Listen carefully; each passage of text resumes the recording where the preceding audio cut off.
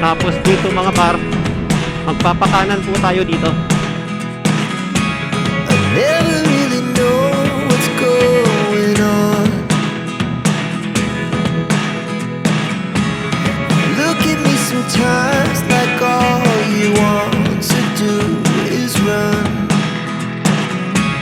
Yan, so ganito yung itsura nitong bypass road. So yung mga nakalagay po dito.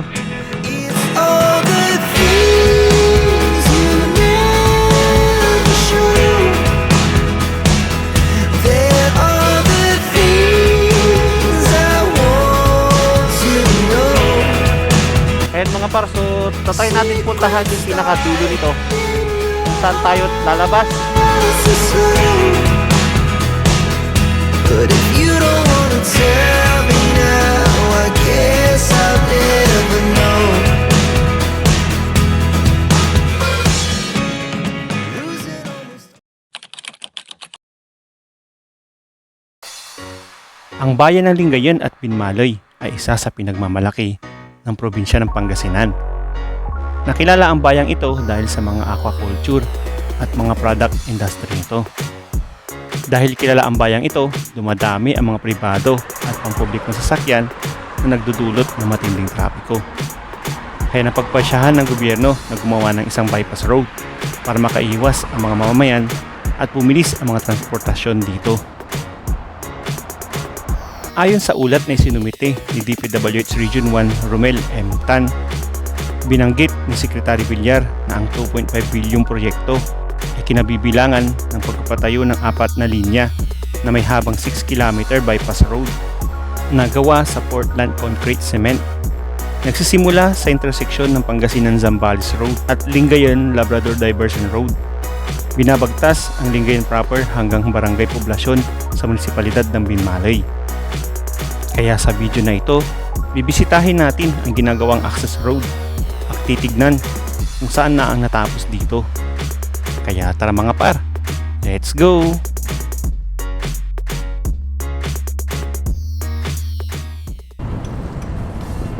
Alright mga par, so magandang umaga sa inyong lahat. So andito na naman po tayo sa panibagong vlog at panibagong gala. So ngayon andito tayo sa bayan ng San Fabian at tayo pupunta sa bayan ng Lingayen at Binmalay. Titignan natin yung update dyan sa may bypass road na ginagawa. Kung ano na ba ang status nito, kung malapit na bang matapos at makaiwas na sa mga traffic dyan sa mga bayan na yan. Okay, so ang dadaanan natin ngayong araw na to ay dadaan tayo ng Dagupan, tapos sa Binmalay, tapos yung papasok sa may Sual ay may shortcut papuntang western part ng Pangasinan. Doon tayo dadaan at titignan natin yung latest na bypass road. Try natin paliparan kung ano na ba ang itsura nito.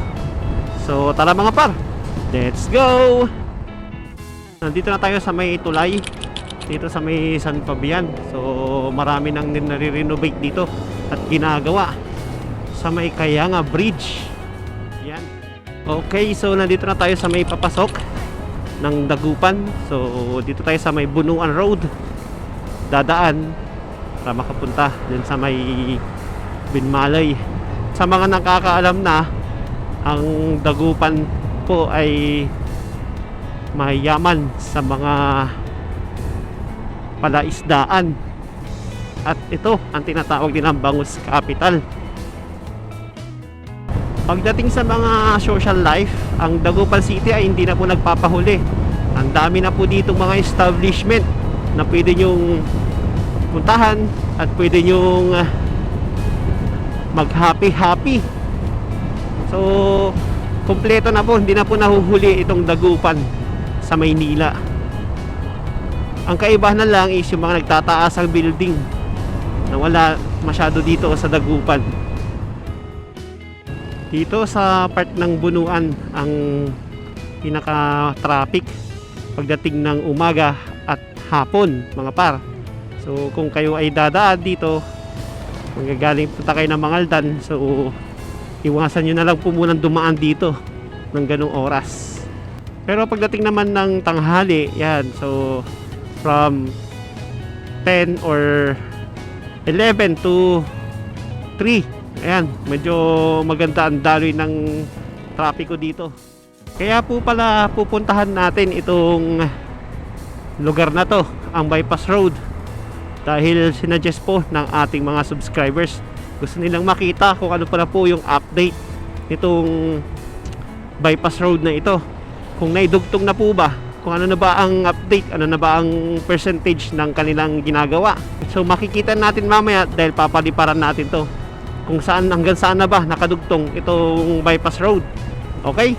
So let's go!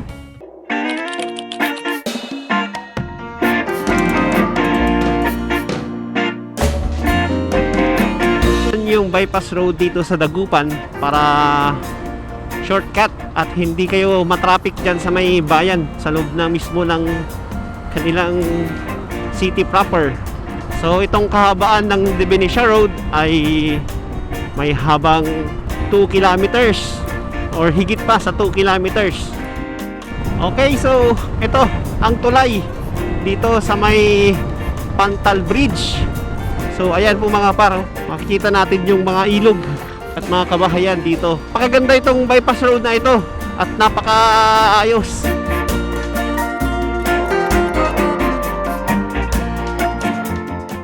Okay mga par, so nandito na tayo sa may Binmalay. Ayan, so mayaman din po sa fish pan itong bayan na to. Pinagmamalaki po nito ang mga malalaking sugpo. Okay, so ayan na mga par, so magto-turn left tayo dito para malapitan na itong bypass road na ito. Kung nakikita nyo po yung tulay na nandyan sa taas, ayan o, yun po yung tulay dyan, yan po yung kadugtong ng bypass road.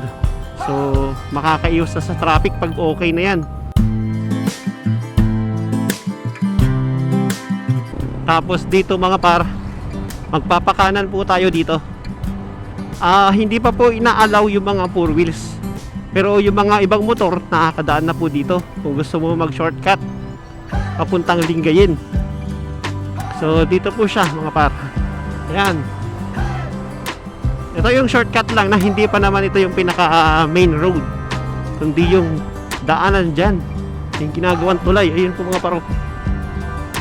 So ito lang ay ito lang ay isang daanan na hindi pa ino-open sa lahat.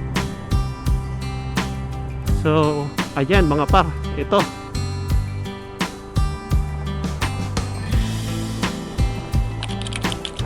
ayan, so ganito yung itsura nitong bypass road. So may mga nakalagay po dito ng mga poste-poste na maliliit. So para sa mga daanan siguro to ng mga tao or nakaamba para sa daanan. So ayan, mga tumubo ng mga puno-puno dito.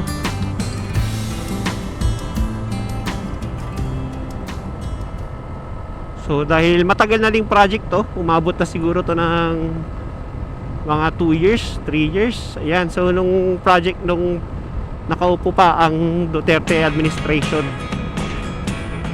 Ayan, so ito ang ginagawa nila. Wow. Never really know what's going on. Look at me sometimes like all you want to do is run. Hear me out, hear me out. It's all the things you never show. There are the things I want to know. Secret stars.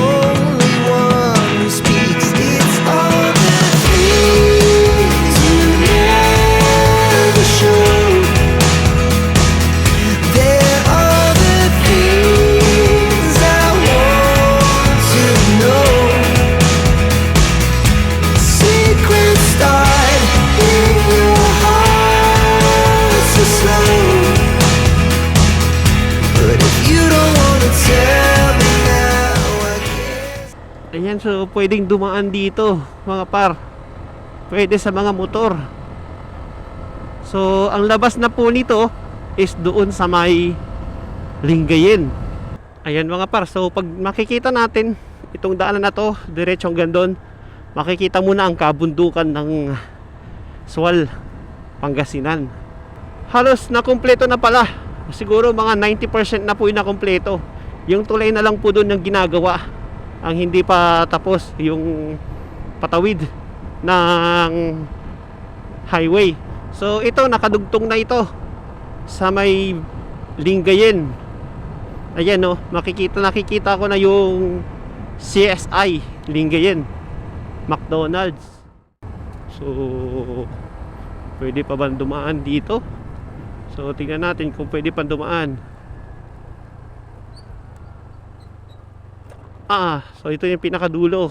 So ginagawa pa ang daanan ito. Okay, so ilog, tapos yung tulay ulit na ginagawa. Ito na yung pinakadulo nung daanan dito sa may bypass road. At sa kabila na is yung sa Lingayen. Ayan mga par. So ginagawa na po yung tulay dito. So hindi pala 90% pa ang natatapos. Siguro mga 80% pa lang ng daanan. Or 70%. Ayan. So bago matapos itong bypass road. So pag natapos ito, nakikita ko maganda ang kakalabasan. Madaming makakaiwas na sa traffic at marami pang mga establishment na tatayo dito. So abangan natin, malapit-lapit na ito. Okay, so shoutout nga pala sa nag-suggest at nag-request nitong vlog na ito. So ito na po yung update dito sa lugar na to. Okay, so shoutout sa mga 6,300 followers natin sa Facebook. At shout out sa mga subscribers natin na 1,590. Okay, so salamat sa inyo at sa inyong mga suporta mga par. Dahil dyan, patuloy pa rin tayo mag-travel vlog. At i-update natin kung ano pa yung mga pwedeng i-update na tourist spot dito sa Region 1, Central Luzon, Cordillera Region. Ayan mga par. Let's go!